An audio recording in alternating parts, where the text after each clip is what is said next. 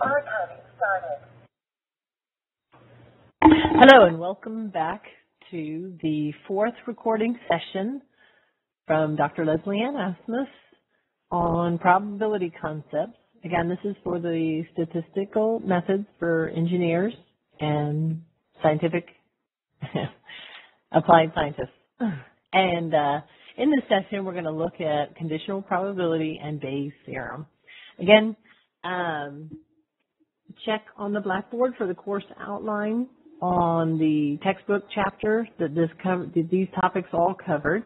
I would also like to add a note at this point that this is a pretty aggressive pace that I'm going through with these lectures, and it's pretty much to introduce you to the ideas, give you some working problems to practice with, show you some examples of the concepts as I present them. But we will, during the class time, be spending a fair amount of time going back through these. So this is kind of like a round one, and then in round two, during the class time, is when we'll meet up again. We'll have a review of some of these topics, and we'll go solve some exercises and work some problems on it so that you get comfortable with each of these. Okay, so conditional probabilities. Here is some 1989 data.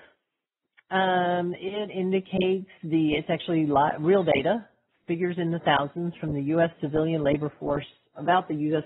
civilian labor force in the United States in 1989. It's from the U.S. Bureau of Statistics. And a question could be posed, what's a common summary of the data for the unemployment rate?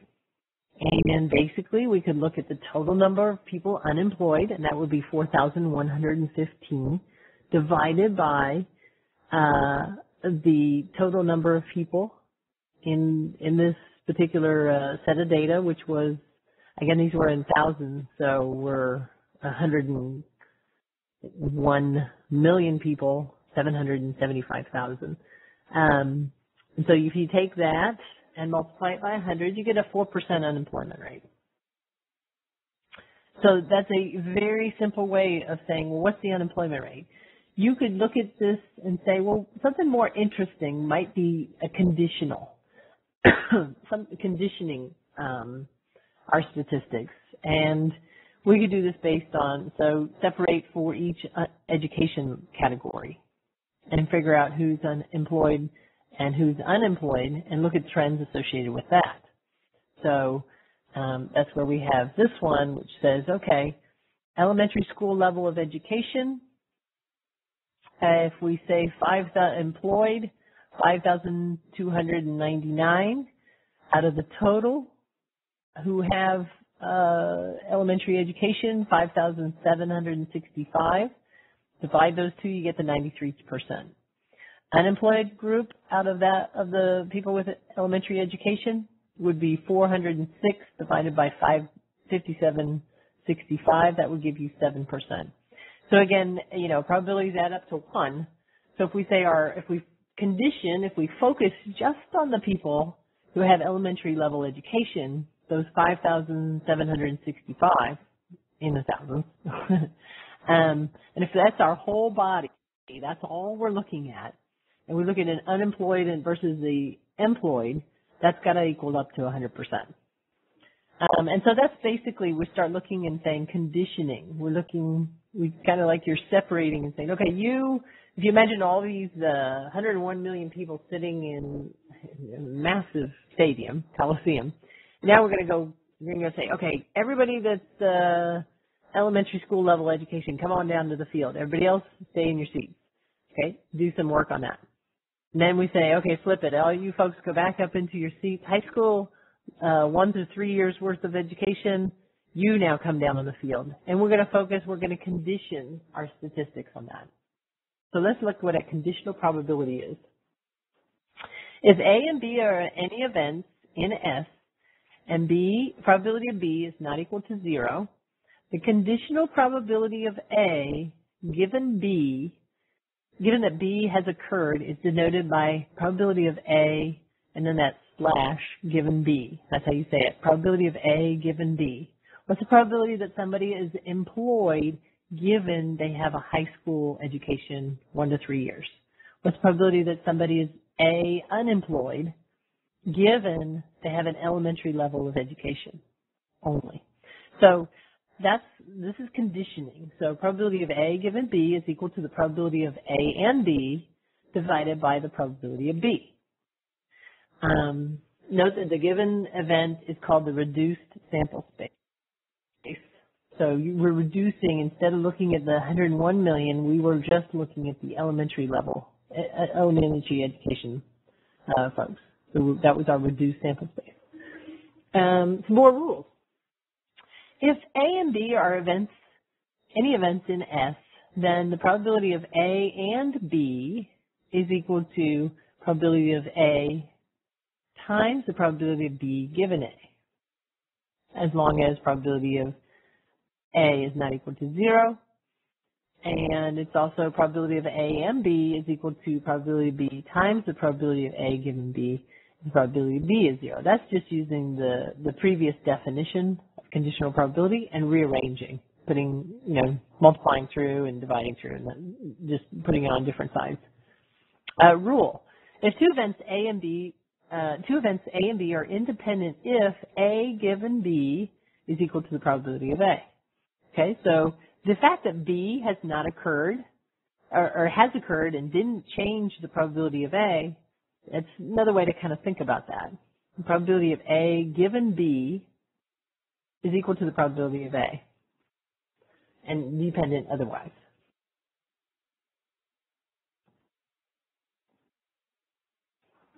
Okay, conditional probability example.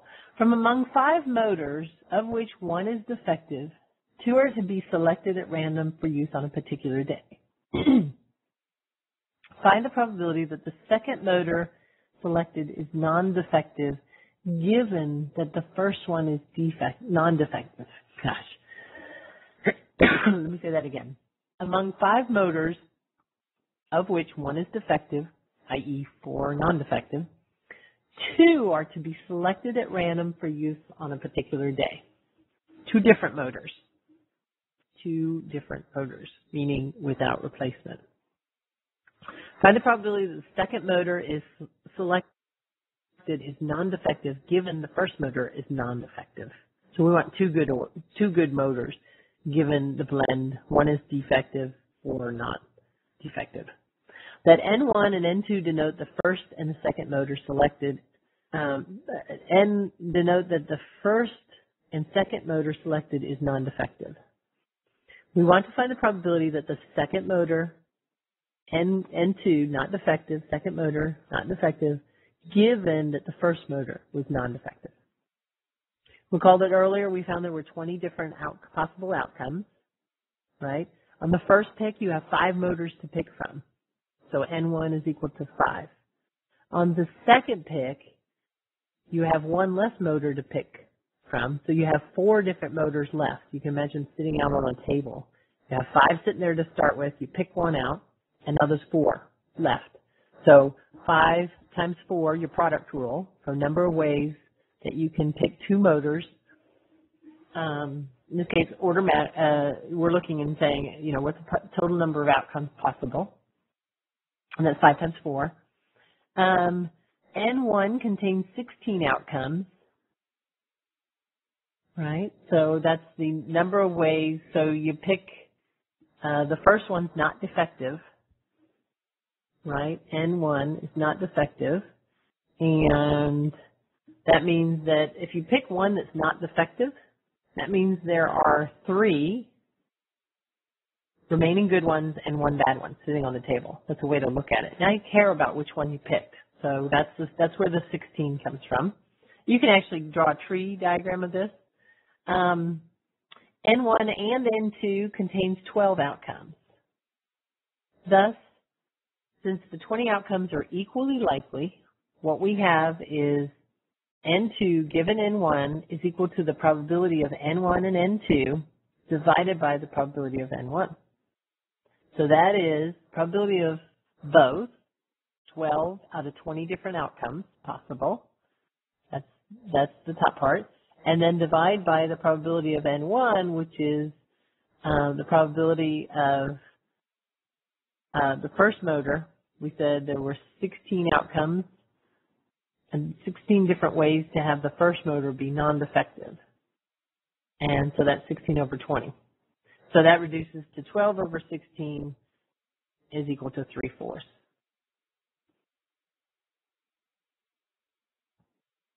Okay, learning tech point 13. From an ordinary deck of playing cards, cards are to be drawn successively at random and without replacement. What's the probability that the third spade appears on the sixth draw of a card? Let A be the event that 2 spades in the first 5 cards are drawn. And let B be the event that a spade is on the event of a spade on the sixth draw. So similar to what I've done on the problems before, I've tried to break this up so that you're doing, this is the whole thing. You're counting, right? This is where our counting techniques came in, and we have to think, okay, drawing with replacement, drawing without replacement, and product rule to figure out total number of different ways to do something, N1 times N2. So you're using all of those together. So what we need are first 5 cards drawn. There are 2 spades. And then on that exact 6th draw, we need a spade also. And imagine, so you got your 52 cards. So first figure out how many ways can you pick 2 spades? How many ways can you pick 3 non-spades? How many ways can you pick 2 spades and 3 non-spades?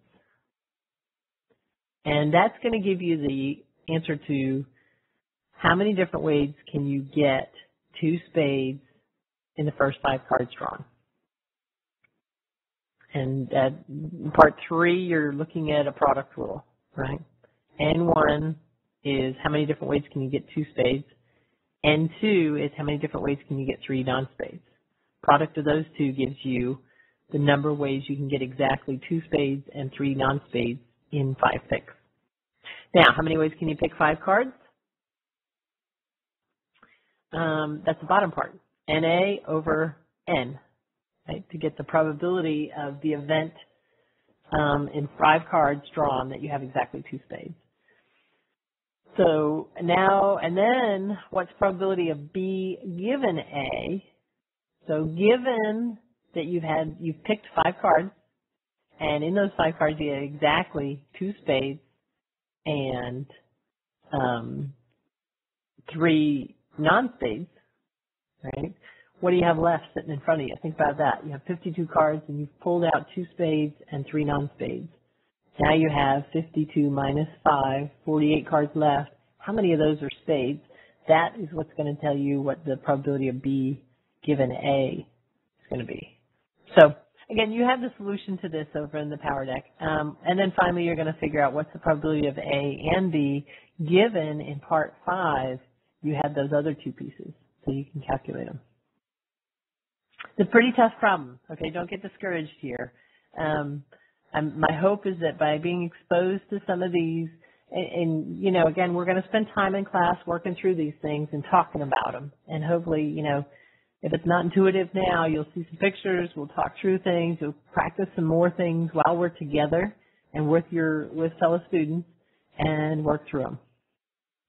Textbook exercise. I've got a suggestion on something you can solve to, again, get familiar with this. Okay, conditional probability rule extended. If A, B, and C are events in S for which the probabilities of A and the probabilities of B and the probabilities of C are non-negative, or rather positive, I should say, they're non-zero, then the probability of A and B and C, you can bust it up into conditional and say that's equal to the probability of A times the probability of B given A, and that's times the probability of C given A and B. So if you look, those first 2 pieces, the probability of A times the probability of B given A, that's the same thing as saying the probability of A and B times the probability of C given A and B. And then I'm not even going to go to the next one. We'll do that when we're face to face. Okay, that's just one big nasty hairy, thing. But intuitively, even the one with the triplet goes back to the fundamental of what is a conditional probability, and we're